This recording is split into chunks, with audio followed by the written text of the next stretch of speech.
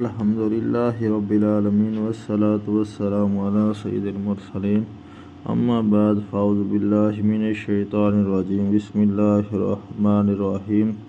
حضرت ابو اسحاق کہتے ہیں کہ میں نے ایک آدمی کو دیکھا کہ وہ اسود بن یزید سے پوچھ رہا تھا کہ اس حال میں کہ وہ مسجد میں قرآن سیکھ رہے تھے۔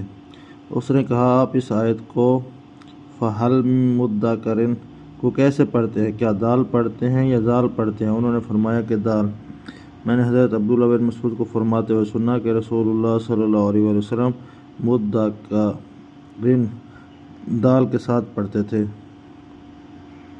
ایک اور روایت میں ہے، حضرت ابراہیم القم سے روایت ہے کہ وہ فرماتے ہیں کہ ملک شام گئے تو ہمارے پاس حضرت ابو درداء تشریف لائے اور فرمایا کہ میں تم میں سے کوئی حضرت عبداللہ کی قرات پڑھنے والا ہے؟